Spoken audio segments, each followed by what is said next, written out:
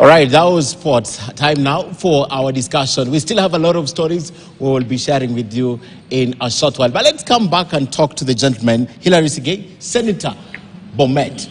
Thank you so much for coming. Dr. Ikuro Okot, party leader, Third Way Alliance, and of course, Dr. Fred Ogola, a political analyst, and of course, a scholar. Asanteni sana for waiting. I know I've kept you for long, but Senator, I stopped you at a point where you were saying that Azimio did not necessarily achieve what they wanted, but you think there's an element of a success in economic sabotage. And I know you wanted to butt in, but I'll give you first. Yes, what I was saying, Ken, is that in terms of the general intentions of all this, I call them, by the way, terrorist attacks in the country because of what happened last week, what they had planned to do today.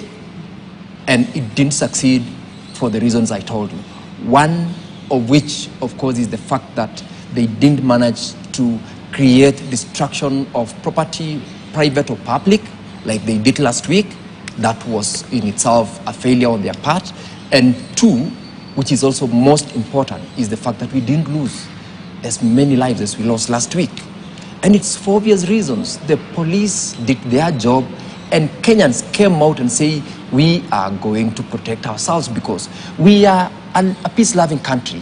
We are within a constitutional government that prides itself in the tenets of that constitution. Nobody has been denied the right to exercise under Article 37. But we are saying it's got to be peaceful. We didn't experience that peace last week. We experienced that peace today. Okay. And that is why we are saying they failed. As to their ability to block some businesses from operating today, they, of course, were also, being proactive not to run the risk of what transpired. But I'm very sure that tomorrow it's going to be business as usual and Kenya will be back on track. In fact, they have opened the school. Before I go to Daktari, why do you make this look like it's so intentional, the destruction of property, the loss of life? You make it look as though it's their intention while going for the demonstrations. That's what I get from you. It was. Last week, it was not about demonstration. There has never been a peaceful demonstration by Raila. How many other demonstrations by the civil society have we experienced in Kenya where it is peaceful, they carry their placards, they submitted their memoranda or their petition to whatever institution that they had? The other day, we had the business community in Nairobi last year, towards December. They went out, they submitted their petition to the Harambee House, that was, I think, the office of the president, and that was it. This other... So you're saying they're setting out for this evil? That is what they want, because saying. They want to create chaos in the country to say that the government has failed. I'm coming to... Ken, let's be brutally honest. Yes. And I'm not going to mince my words. One of the major problems we are dealing in this country is coward leadership. Kenya Kwanza is not courageous enough to say to Raila or to Azimio, you cannot destroy property. You cannot cause violence. Let me take Kenyans back to the post-election violence of 2007, 2008. William Ruto and the former President Uhuru did not rape anyone, did not burn homes, did not destroy property, but they bore the greatest responsibility, legally speaking. Yes. So today, if Kenya Kwanza was actually courageous enough and really wanted to implement the constitution of this country, they will hold Raila, Martha Karua, Kioni, Omalwa responsible for the kind of damage that's happened, because they are the organizers. Just the same way William Ruto and Uhuru were held responsible and tried at the International Criminal Court. Now, why do I say this? I say this because we are being treated to politics of deceit over the years, from both sides, from the Azimio, from Kenya Kwanza. Today, there are families that are mourning the death of their children. We don't see the death of the child of Raila Amolo Odinga, Martha Karua, or William Ruto, or Wamalwa, and the rest. Okay? So, citizens are being used as pawns in all this. I have no problem whatsoever with implementation of Article 37 of the Constitution or anybody exercising that article. But I have a problem with the consequences of you exercising that constitutional right and freedom to demonstrate, to picket. But That I think have a problem. they have spoken to and this. you see, listen, Daktari. well, part of the political deceit must also be apportioned to President William Ruto. He lied to Kenyans. He sold hope. Yeah, he sold he sold hope to Kenyans that, you know, when I become president, I will do ABCD. So today, Kenyans are actually demonstrating against those lies. And of course, Raila Amolo Odinga and his team are actually capitalizing on that, even though they are using Article 37 of the Constitution of Kenya as an excuse. Okay. And for me, the cost of living can never be addressed with chaos. Let me ask It you can be before I addressed go without to chaos. Yes. Prof. I think they have been very explicit in calling out Raila Odinga and his team for what's going on. And you're saying they don't have the courage. I don't know why you're drawing that line, because they've been explicit. You see, there have been threats from either side. Oh, we'll arrest you, we'll do this, we'll do that. We want to see some action, okay? For example, why are we not seeing, even if it is 100 people being arraigned in court of law, to say, you caused violence? Yeah? I mean, today, we are sitting somewhere with my friends, and we could hear helicopters, surveillance, and drones, and all that kind of thing. Why are we not even picking some faces? Let's draw parallels. When Trump supporters in the United States of America invaded the Capitol, the images were actually brought out, and people were arrested, and people were charged. Why are we not doing that? We are not doing that because of this politics of deceit from both sides. Okay. Okay. Prof. Yeah, so just to tell my brothers again, and because I'm a villager, we just use a very simple village example. When I was a young boy, and you would annoy your mother, and your mother said, I'll beat you, and you are realizing that dinner is coming close by.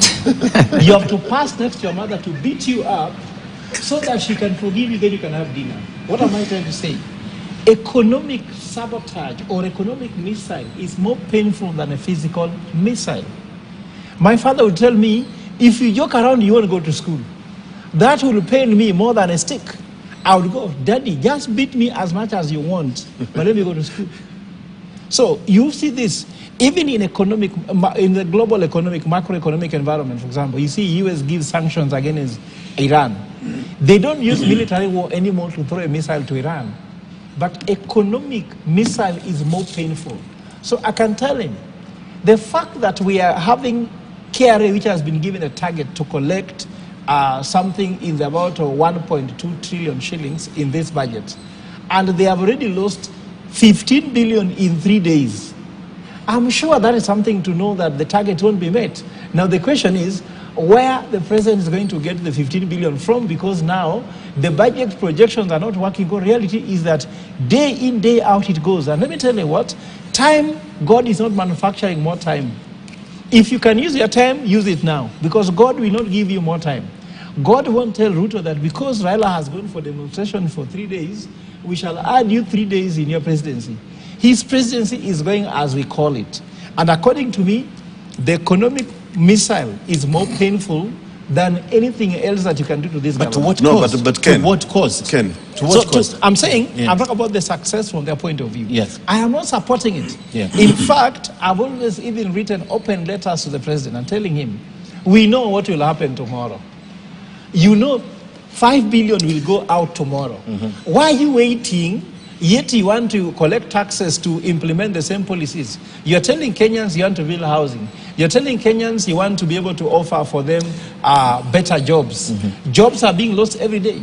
And Kenyans are, the economy, we're having more informal economy, meaning that apart from the formal jobs you want to create, people are not going to work tomorrow. Like you tell me that things will be normal. No, it won't be normal. The schools have been told to reconvene tomorrow. Ken, Yeah. Yes. So my concern, the danger with Prof's argument, in my honest opinion, is that you are making this country look like it's about Ruto or Raila. It's not about Raila or Ruto, Prof, with all due respect. Yeah. When we are sabotaging the economy, the way you're describing it, it's like, okay, this is about Ruto collecting tax. It's not Ruto. It's about the damage that we are causing to Kenyans and to Kenya as a country. And in my honest opinion, that I see the trend in this Azimio. And I go back memory lane, Prof. that every time somebody loses an election, you want to hold the country at ransom. I really have a problem with that. Why is it that, for example, and we must ask this question, why is it that Raila cannot use the leadership in parliament, or Azimio in parliament, to bring motions? For example, Mjungu, let's talk about this. VAT on petroleum was actually increased during what we now call the handshake government or regime or political brotherhood, whatever you want to call it. Okay? Now you're using the same handshake housing levy to criticize this government.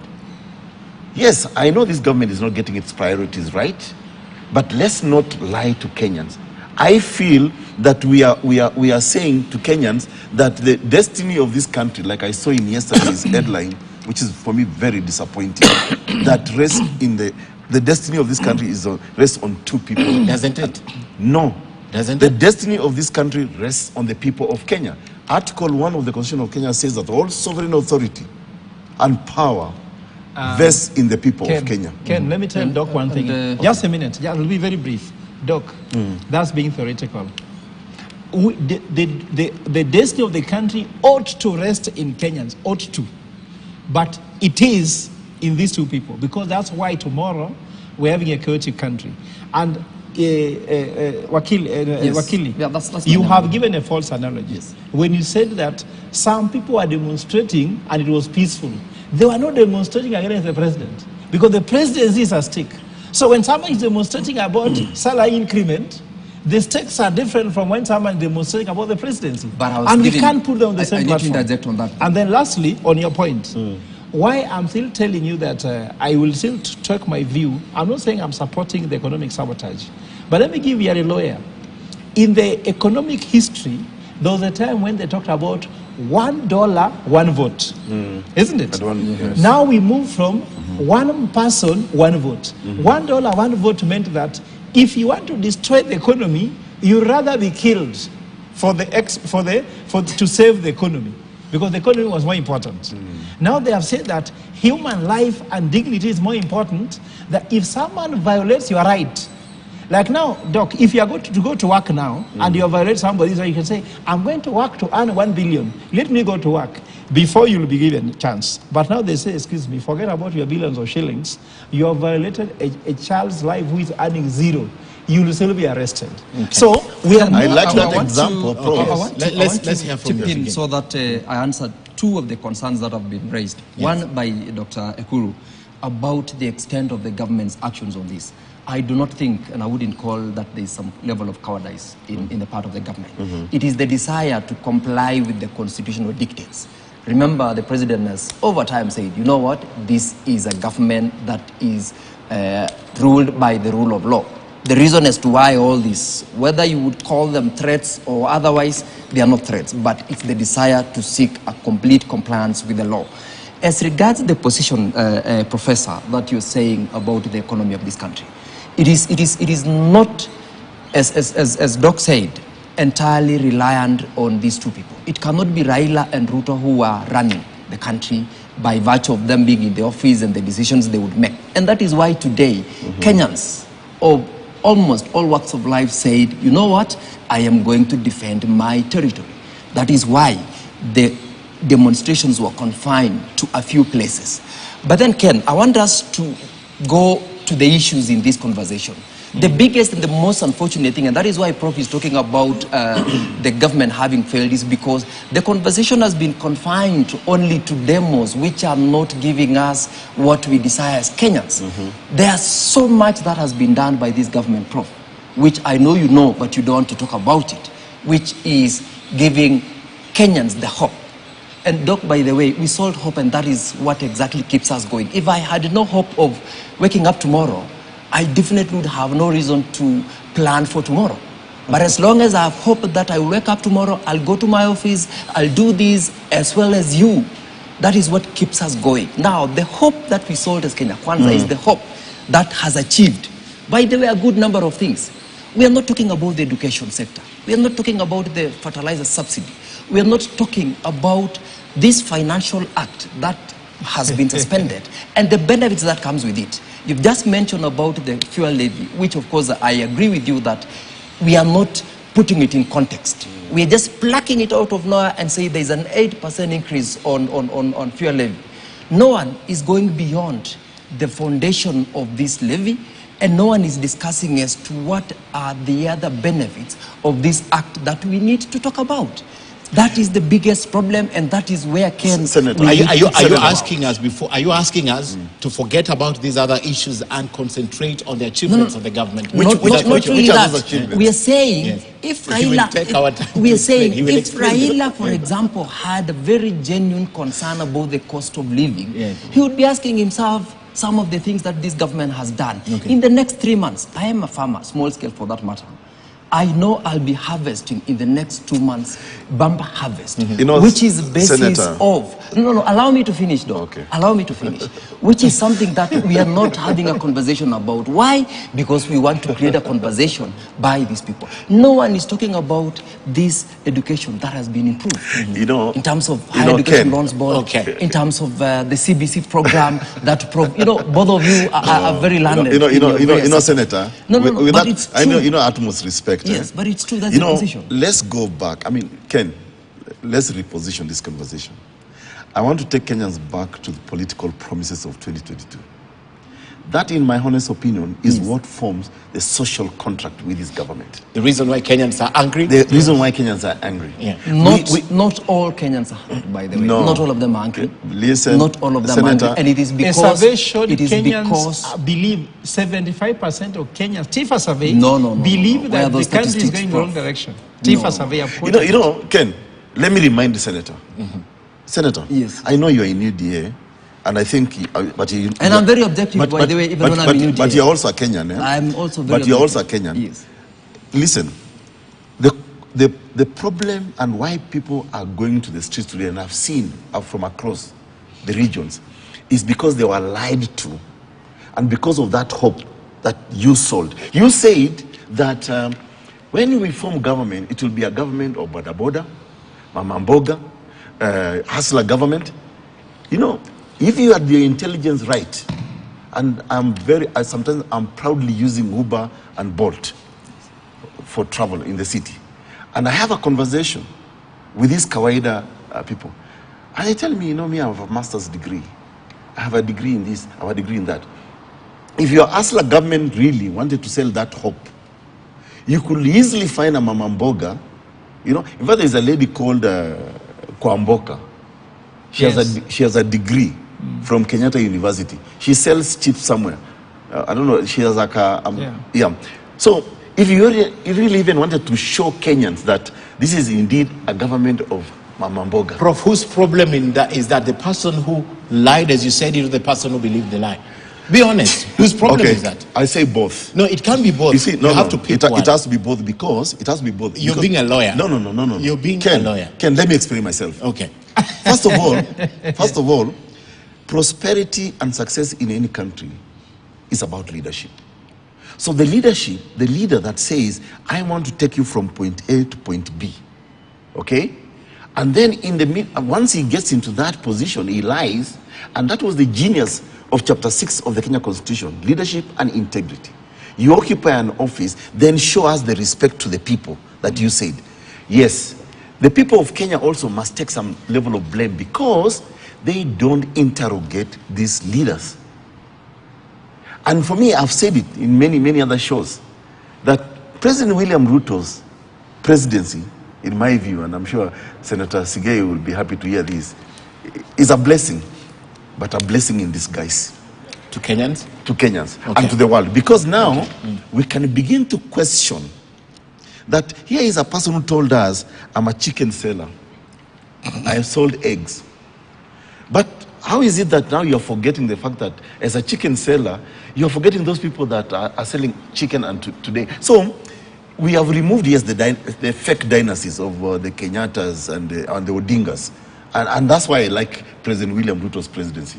But now we can begin to interrogate, okay, we have a common man in State House. How is he performing? How is he treating us common people? Okay.